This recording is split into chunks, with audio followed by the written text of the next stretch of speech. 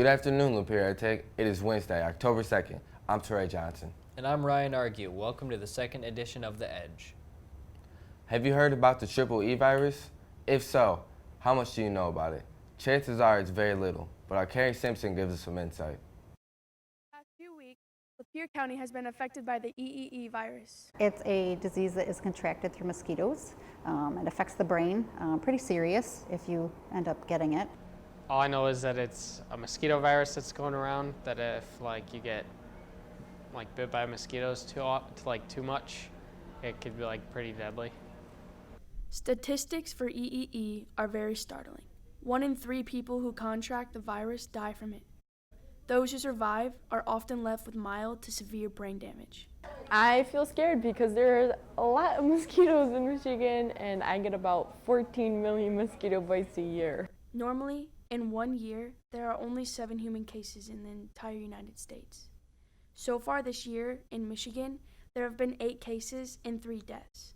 There is no vaccine for this virus. As far as I know, there's no real treatment. You can help with the symptoms, but I don't believe there's a treatment as of now, and there's no vaccine for it. There is for the horses, but not for us. But there are ways to prevent it. Sure. Well, what they're doing is sending out alarms about being out after dusk. If you have to be out after dusk, you want a bug spray with DEET in it. It's a chemical that's going to protect you very well. Spray your clothes, spray your skin if you can, but that's the main thing. Otherwise, just don't go out when the mosquitoes are out. But Nurse Bridget says that she's not that concerned personally.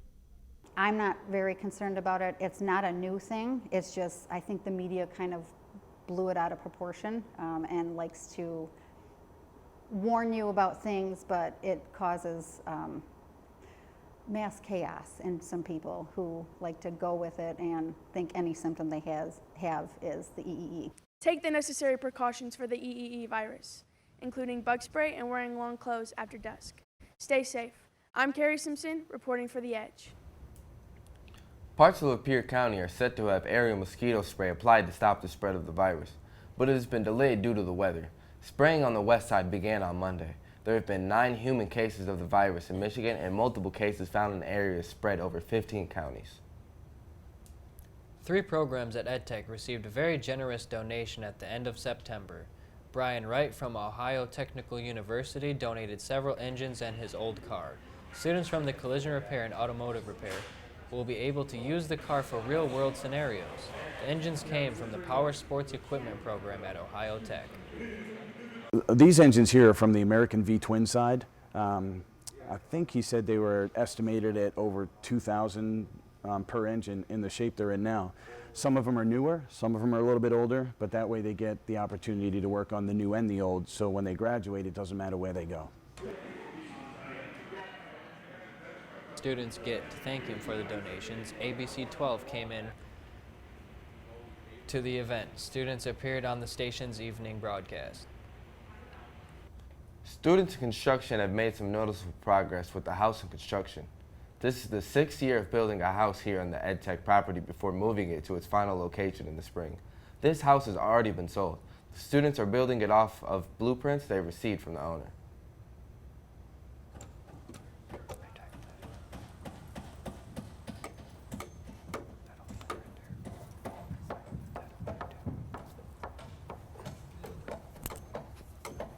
We're sitting here, we're putting up OSB sheets on there, and after that we're going to put up some J-channel walls. After that we'll be set. The best thing of the Breens is a career choice and how you can build from it. This house is mainly constructed by the second-year students and will be complete by the end of the school year. The culinary arts students are currently learning about many exotic dishes from around the world. The Edge's family, the Edge's Emily Reynolds has this story. Students over in culinary are stirring up something new. For the past week, they've been looking to foods that you might not find in your kitchen. Exotic foods are something that we traditionally do not eat on a daily basis.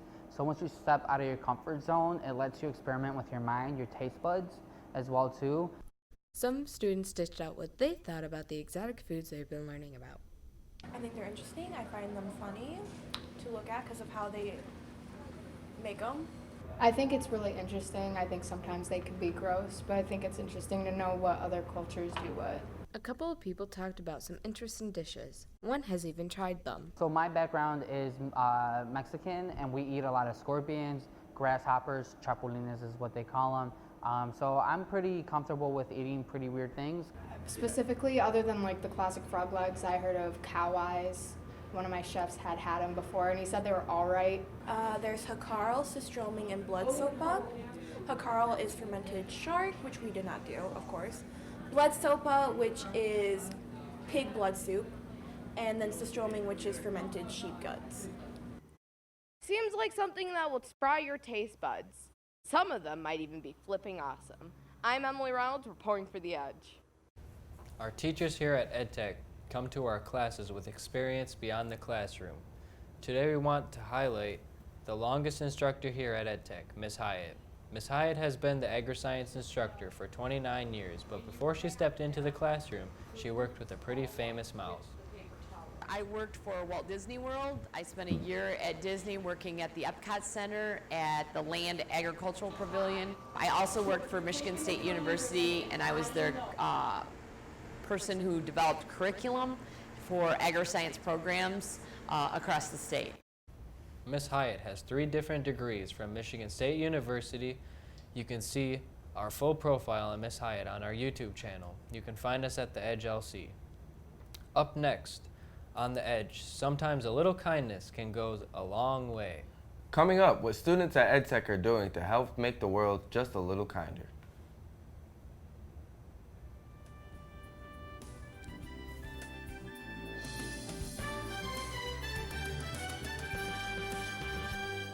Welcome to the world of digital media arts.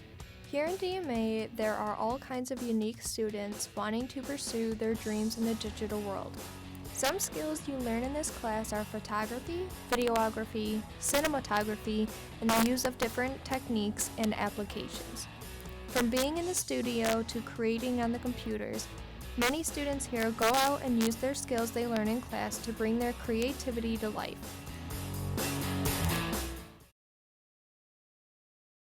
Surprise a lot of you, but in high school, teenagers are not always kind. That's why Lapeer EdTech's very own Health Occupations has come up with their own way to spread kindness. They have created a bucket dubbed the Kindness Bucket, which encourages students to do good. I think the Kindness Bucket has been very effective for this class. We are doing the Kindness Bucket because we need more kindness in our community, and we're planning on going into the medical field, which is important to show compassion. I think our Kindness Bucket has been great. It started the kids off this school year with a positive and wanting to do other things for other people, not just themselves, and it's definitely set the pace for the year.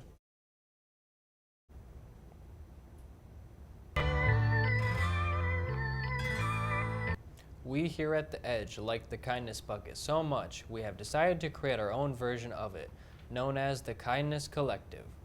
The Edge's Jesse LaRue tells us more about it.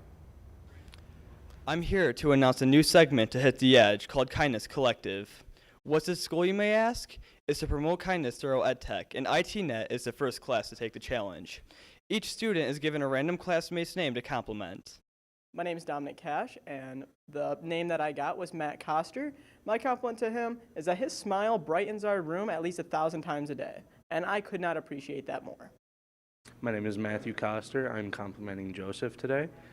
Joseph is actually really nice, and he just kind of makes the classroom a more light scenario, so everything is just a bit more calm and great. My name's Joseph. Jimmy makes a good partner in review games. My name's Jimmy, and I think Drew is very nice. I'm Andrew Ramey, and Liam Boersma has great hair. My name is Liam Boersma, and my friend Alex Fox is really quiet, but he's one of the funnier people I know.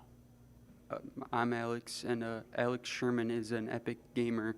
My name's Alex Sherman, and Cameron's a pretty funny guy. I'm Cameron, and Dom is a pretty cool guy. He's got a cool beanie. I'm Max Somerville, and Hunter Sexton's the one I had to compliment, and the compliment I had for him is he's a very hard worker, and he's great at this class. I'm Hunter, and I think Austin McMillan is really nice. Hi, my name's Austin McMillan. The person I have to compliment is Mason Finley, and he lights up the classroom. I'm Mason Finley. I got Tracy Chase. He's a lot of fun to hang around. I like him. My name is Tracy Chase. The person I got was Aiden Meade. Something I like to say about him is that even on like a really bad day when everybody's kind of annoying, he's always really funny and knows how to make the class better. I'm Aiden Meade, and Max is a really smart guy. Thanks for watching this week's edition. Be sure to follow us on a variety of social media under the Edge LC, and don't forget to keep living on the edge.